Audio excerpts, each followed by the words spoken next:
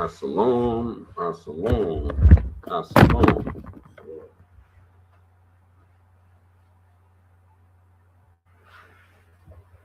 Peace and love to all.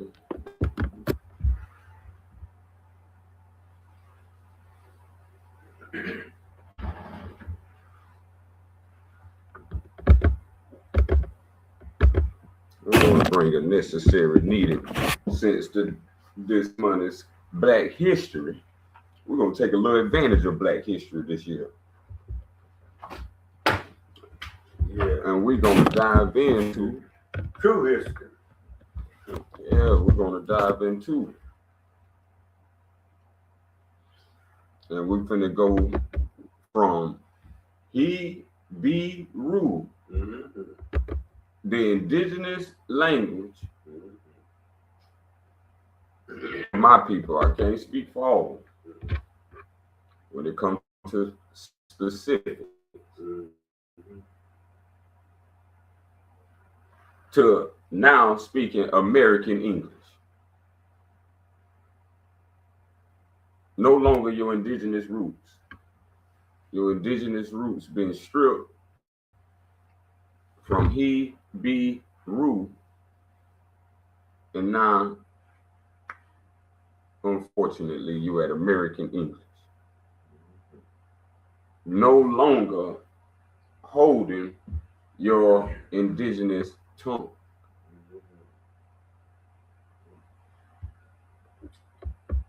So we're going to go into the understanding of how. Start with the language you speaking first, currently. Then we're going to move to your ancestors. If these are your ancestors.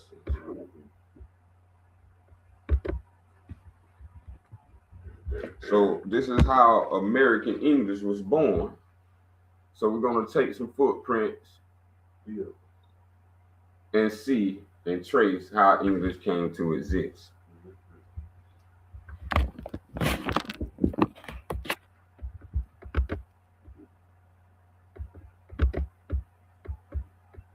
So before European contact, you had your own language. After European contact, your language was obliterated. What was the point and what was the history of English to not include your language, but to wipe it out and replace it with English? Okay, so we're going to go deep into the archives to some historical records. Out of the canon, English begins with Anglo-Saxon law form.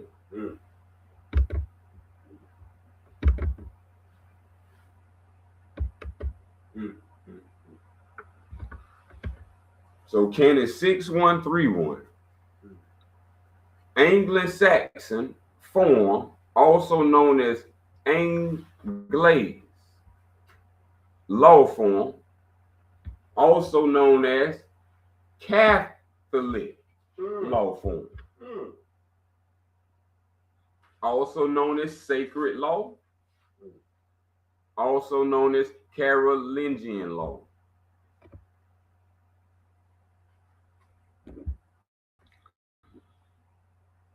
The Anglo-Saxon law form was first introduced by Charles Martel of the Franks in the 8th century. Way back yonder. Yonder land. In the 8th century, in the new language, Angolese, and Angolese, later known as English and Old French.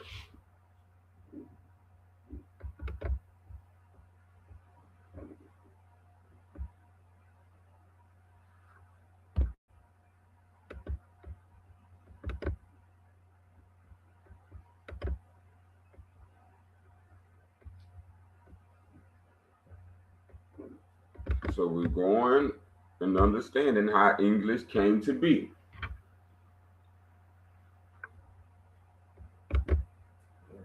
So English was Old French. Old French was Angolese. Angolese is Anglo-Saxon. Anglo-Saxon was introduced by Charles Martel of the Franks. French and Franks is the same. Done in 8th century.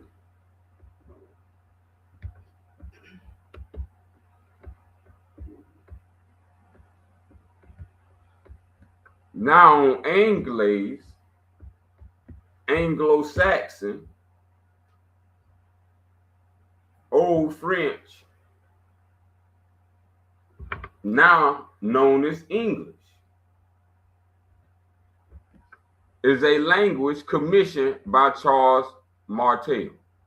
Now this could be your ancestors. I'm not here to judge on that. But it's just not my ancestors.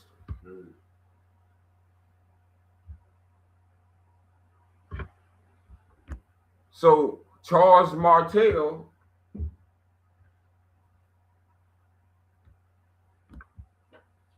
was the commissioner of the English, known as French, known as Angolese, known as Anglo-Saxon.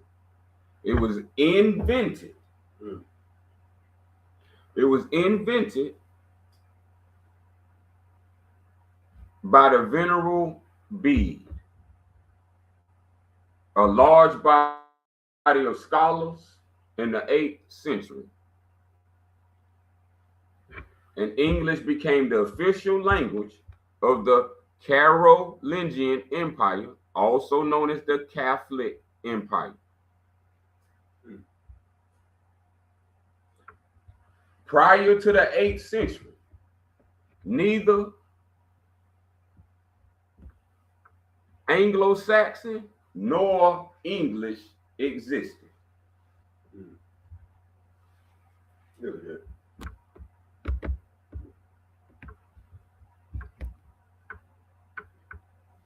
So English goes back to 8th century, invented by French family, known as the Franks.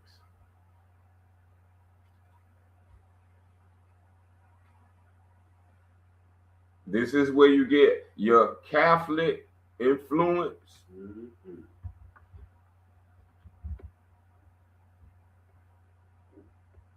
So what you think is French, that's Old English.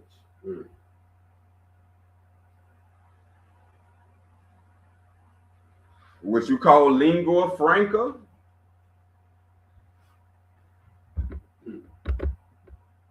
in the 8th century, this became English, a newly invented language.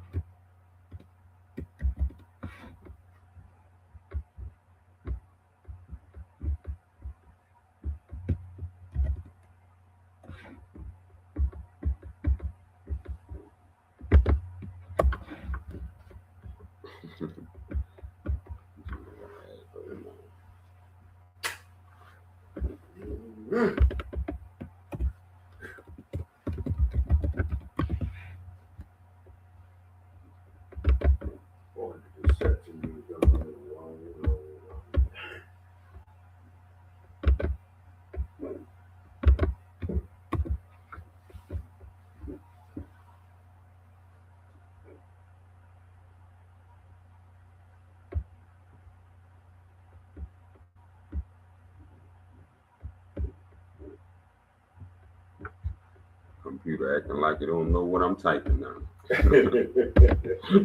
Just suppose you depending on that computer. Suppose you depending on all this technology. Waiting on it to give you an answer.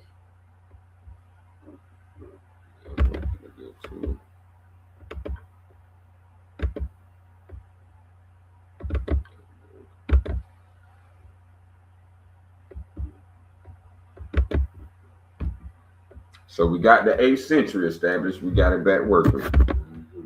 So prior to 8th century, English did not exist.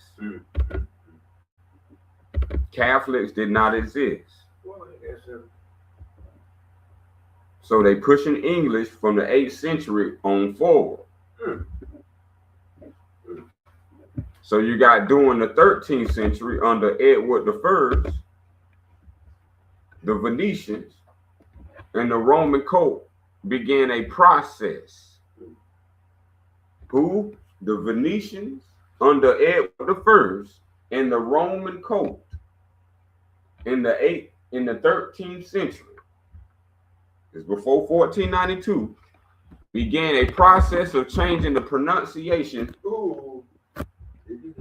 of Anglese in England into a harder sounds of the traditional Khazar native tongue away from the traditional soft sounds of Anglese, still represented in French.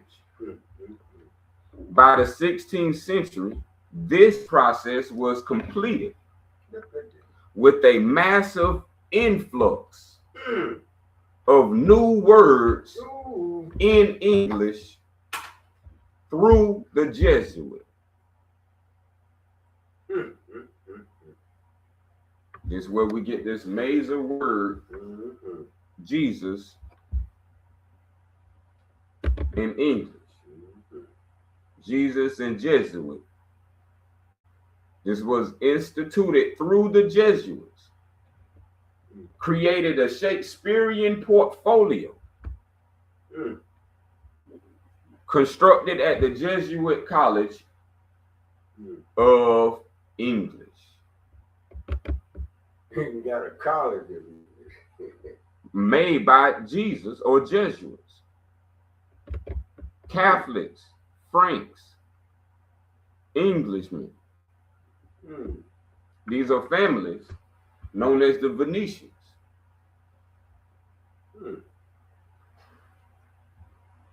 Even at the Jesuit College of English, William Shakespeare himself was in attendance in Rome.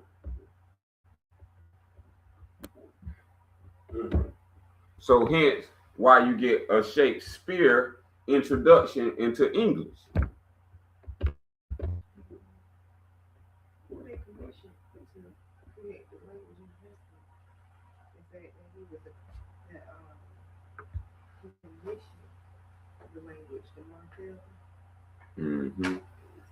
Somebody had to create it for you if it was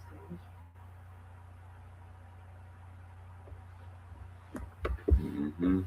Yeah. Group of people working together.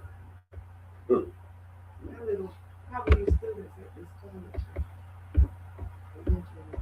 So they probably had students. So they were secret organizations.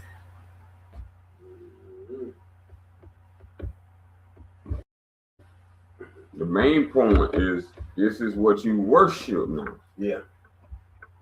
You don't know no other way. This has become the culture of American English.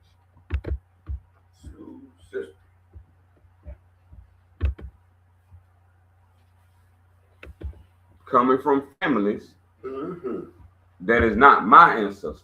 Yeah.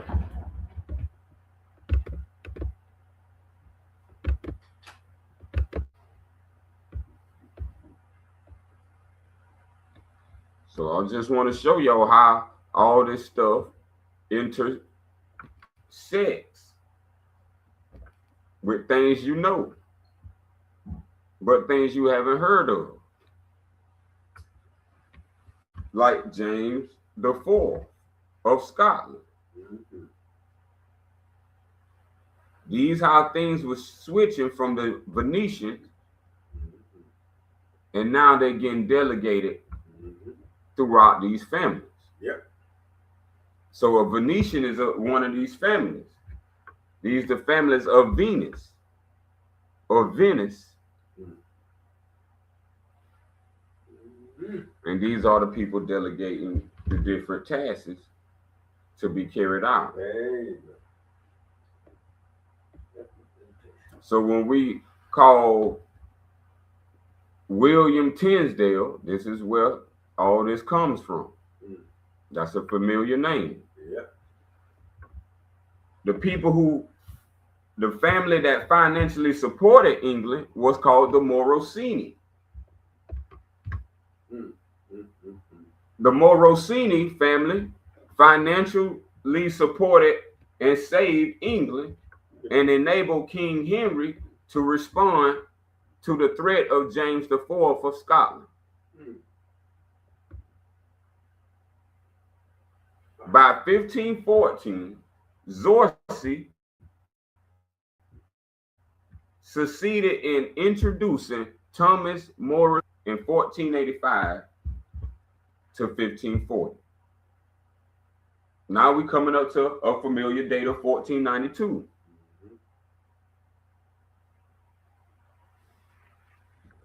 So in 1485, there was a guy named Tommaso Morosini, also known as Thomas the More.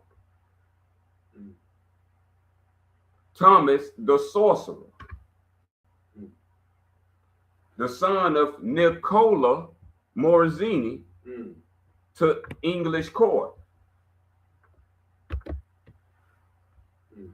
This was all in your American English history when you are in this way of language.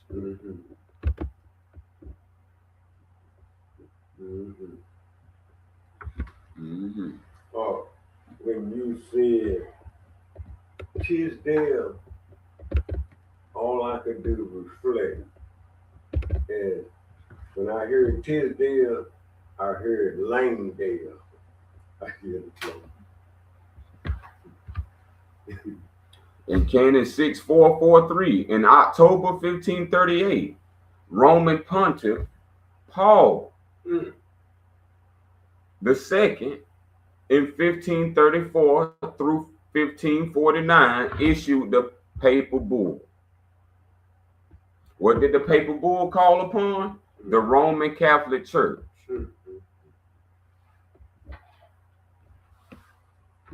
For the Roman Catholic Church in English to become principally a teaching institution to the world.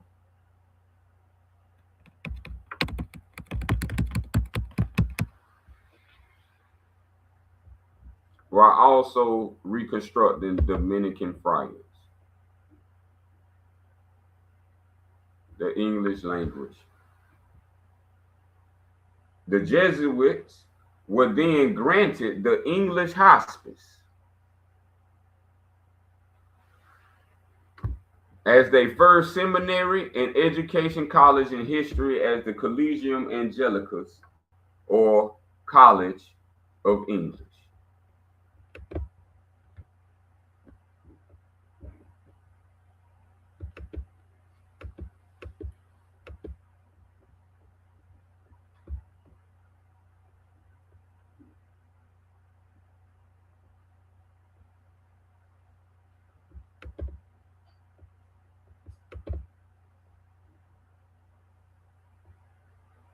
So within the great universe of this Catholic Church, a series of colleges were either formed or reconstituted for most major languages and regions of peoples, indigenous peoples, from 1579 on all the way through to up to date.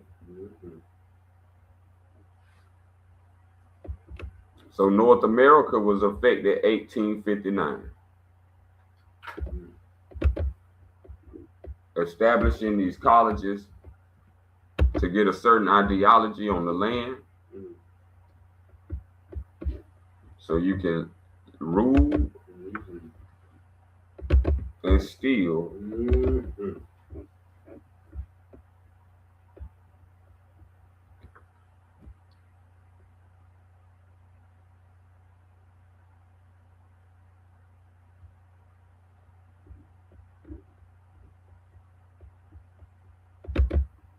So I hope we know what they lining up to do. Yep. So when you hear the word Bible,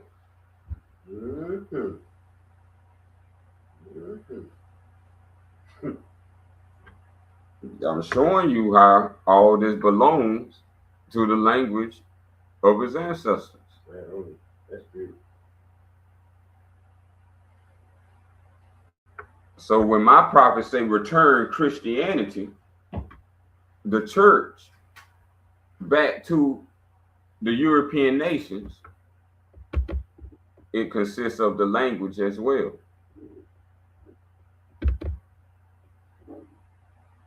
So here's a little insight.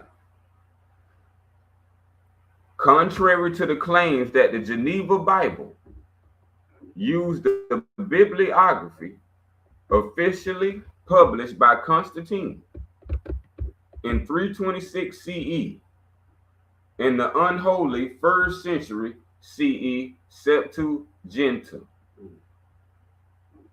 of the Mithraic priests, these the mystery cults, the mystery religions of these families that you just never see.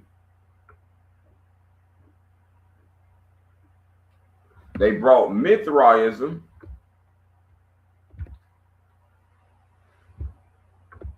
priest Flavius Josephus, being Matthew in Hebrew as the root text for translation.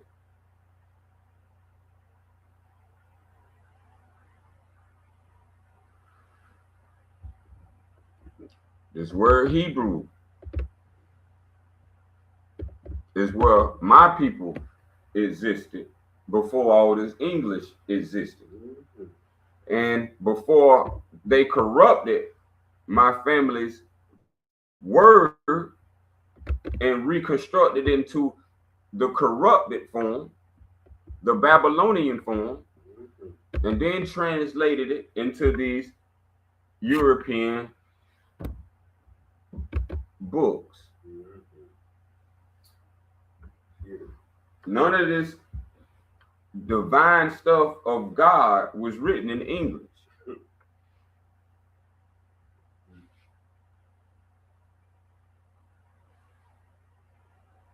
As you see, English is a constructed language with the purpose to obliterate your mind, spirit, and body.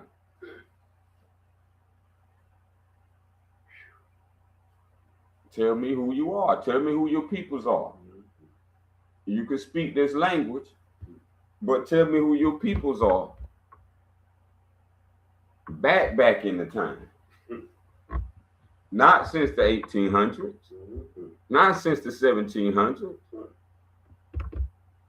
Go past the 15th century. Don't use their systems.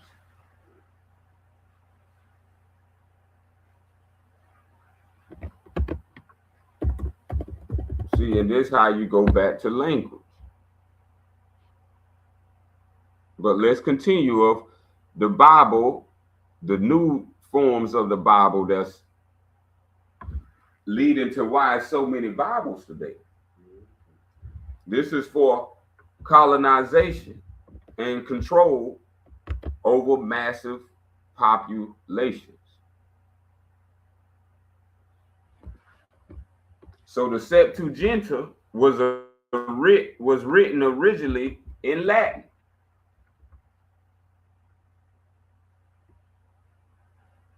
not English.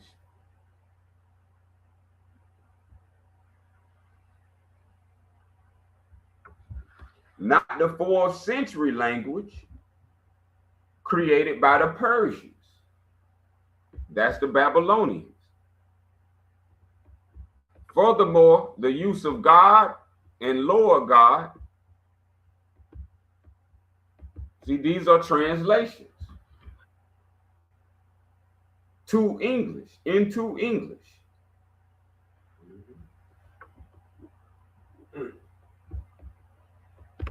And when you get in different Bibles, you get different translations. So in concerning the Geneva Bible, that means that the Geneva Bible was substantially based on the 13th century Latin Vulgate.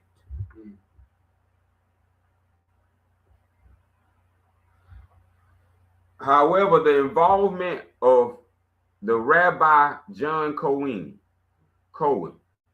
John Calvin. When you hear the Calvinists or John Calvin, he of the Venetian family.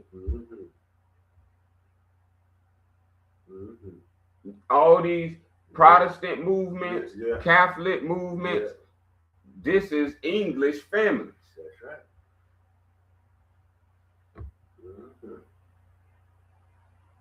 Lombardi trophy. This is a Venetian family from the Venice. Ooh, I'm glad you brought that up. That's the day.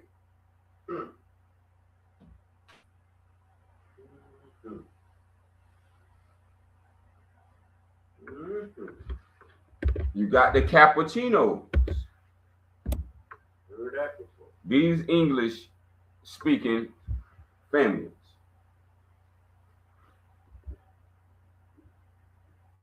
The Cappuccinos was the first production signal, the first deliberate alignment of the Roman code and the disparate face of the Khazar Manesha diaspora.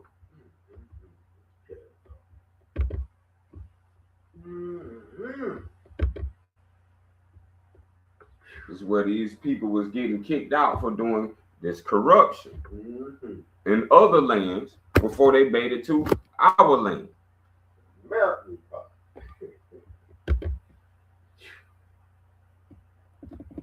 The first publication of the Bible in French and in English was in 1560.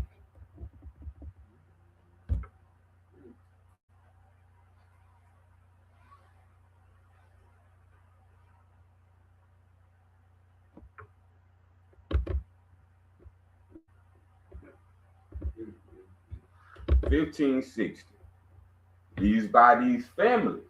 Yeah. This ain't just falling out no sky. Families are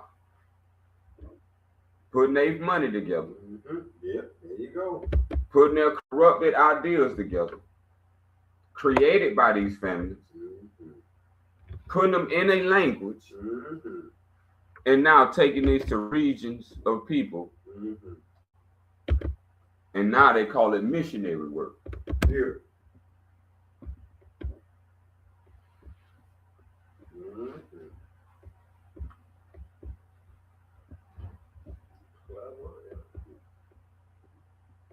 So we done heard of like the West India Company or the use of company today. This is where all this comes from. This has nothing to do with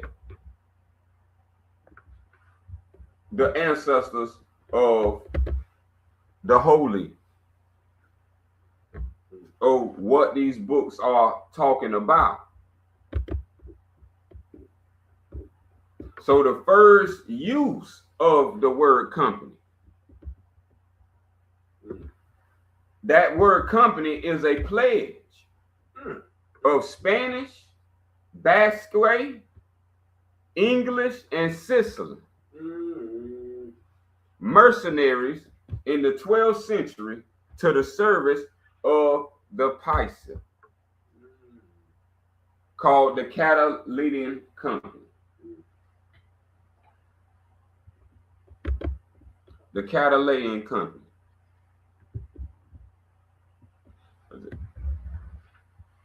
This is where all this stuff in stores come from. This got nothing to do with our ancestors.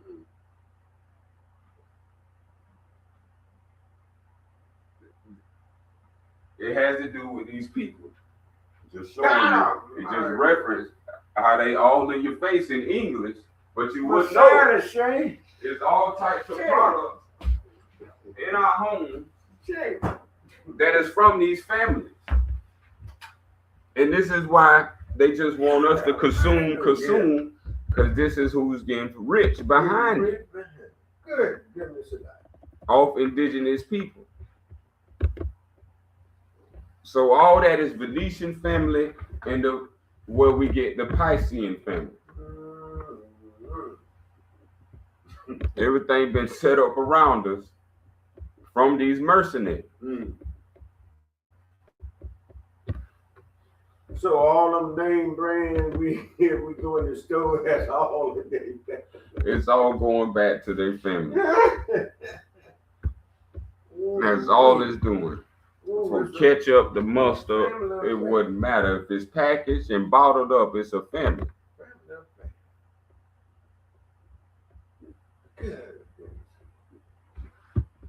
And this was the purpose of English.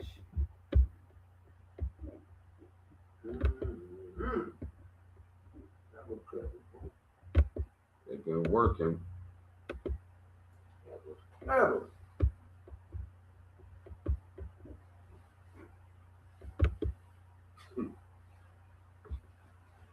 So English became a franchise system. This is why other nations speak the language of English. They brought into the franchise. Yes. Everybody want to come over here and get rich because of this franchise system right here.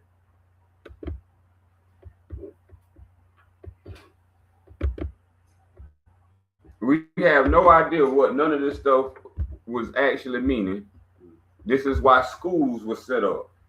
Not because God set those up, not because prophets set those up, but families. Come on with it. European families. Come on with it. Stemming from Charles Martel. This is all history that you can research. I'm just giving you the deep stuff that you can't find. But the names you can find and do some research. This is how stuff like church got in here. Christianity got in here. Freemason, Shriner, fraternities. All these are secret societies by these families.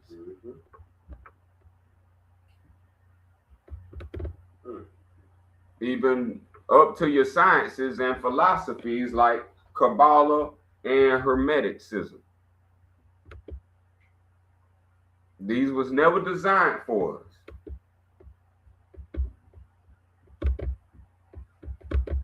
We spoke Hebrew. So as we going back to Hebrew, we starting where we at, English. So here's some more actual facts on English. English now coming from the 18th century, working its way from Angolese, Anglo-Saxon, Old French. From the 8th century, now we in the 15th century. Bibles printed. The European is on a strive to conquer indigenous people. Yeah. So English is the late 15th century CE, artificially formed phonological language.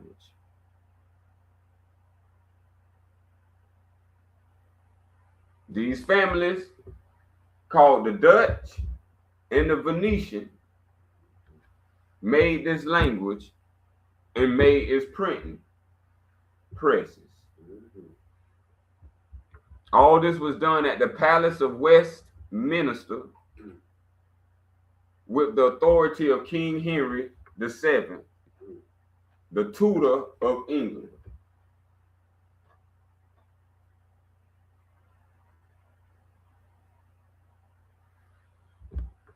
So when they started printing English, it was printed for commercial and political purposes. Look at it. Commercial, making that money, monetization, Hey. tax to death, like the prophet said. Hey, And then political purposes, playing government, playing God, controlling your region, your land, your resources, therefore your mind, spirit, and body of all the people. Statecraft at its finest, shrouded in English.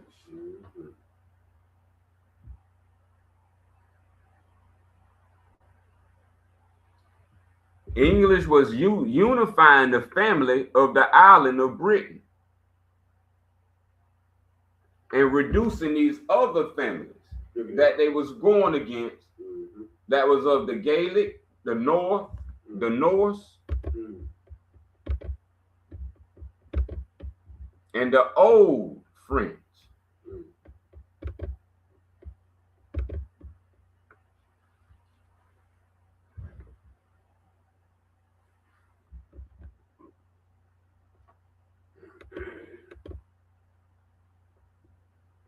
The artificial creation of the English language at the end of the 15th century and through major stages of the 16th century coincides with the invention of mass-produced books.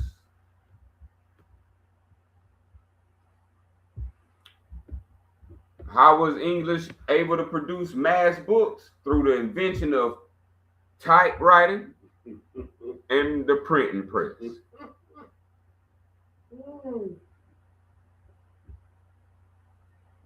So the first movable typewriting and the printing press system was invented by the German Johannes Gutenberg. Look at it. Oh, Gutenberg. Around 1440.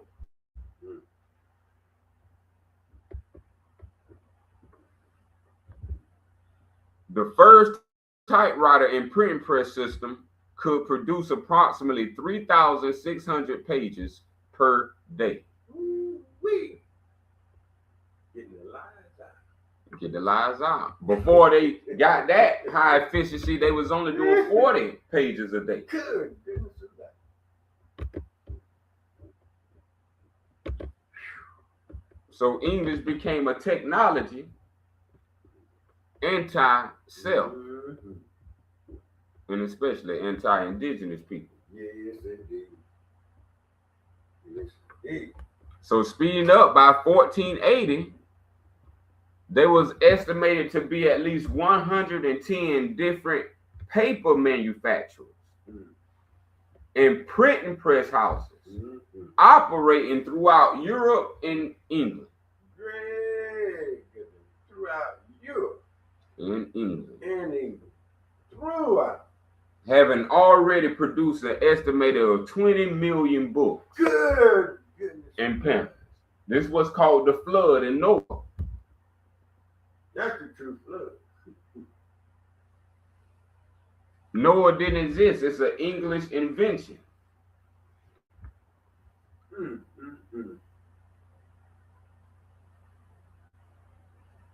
They merged him in with the real prophets to make him seem real. Yeah.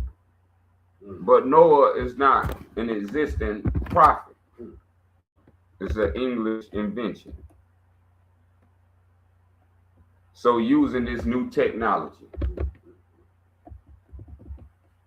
English and the printing press houses. So by the middle of the 16th century, it was estimated in excess of 200 million texts had been produced. They was coming to overwhelm our indigenous behind. Yeah, good.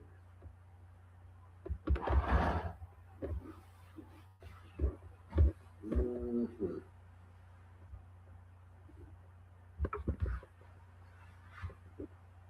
Now you think all this stuff is legit. Yep.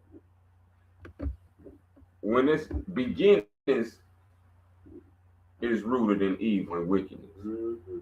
So how could it have any justice for you? Mhm.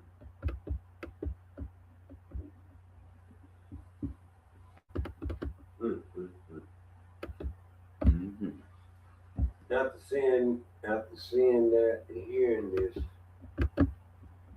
I don't see how we could still be standing, but I know why, because Allah grace and mercy. But for them to jump on us and come at us with this like that, and we present the day in the same form, is devastating.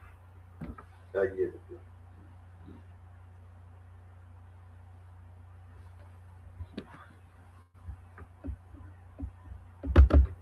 That's right.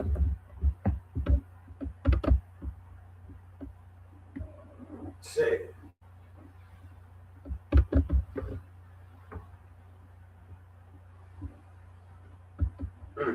So this how they got us hooked. Yeah. They had a unique feature of the introduction of dictionary of the artificially created language known as English was the extensive use of what was to become known as school books.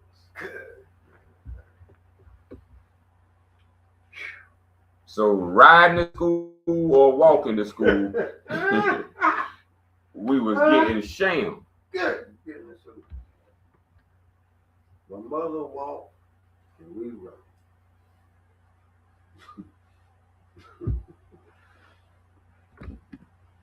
It was the beginning of hell. It was. Picking up this language It was. in education. This was to become known as school books and education of how to read, write, and spell the language, which was sold cheap. Cat in the hat. Sold cheaply.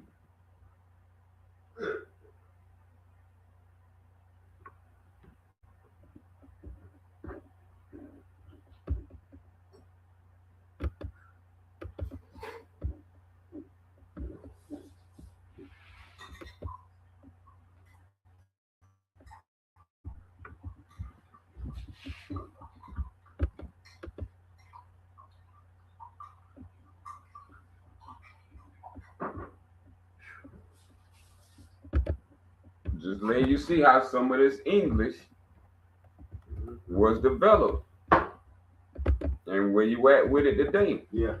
Of the works claimed to Shakespeare, Yeah. but written by the fraternity of the Jesuit colleges of English in Rome. The College of English was in Rome. Comprising of some 884,000 words contained in 34,896 lines, spoken by 1,211 characters, meaning 33% were histories of immense and unprecedented historical research. 32% of English were comedies of greater wit than any previous author. 29% were tragedies as great from anything from ancient Greece. And 4% of the English were poems, and 2% were sonnets. That's how they flooded English. And basically, this is what all this is. So the majority of it, 33%, goes to histories and unprecedented historical research.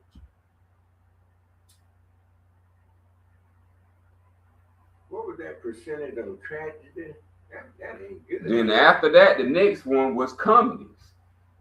Then right after that, the next one was tragedies, That ain't good, right? traumas. That ain't good. So history, comedy, that's what you got. Your Jewish history, you got your Dante comedy, that's your Latin, and your Greece tragedies. Mm. All them stories and myths they brought forth. Mm. This is why they was introducing you like How to Kill a Mockingbird, Bridge of Terabithia, Mm-hmm. Odyssey, Mm. the Iliad,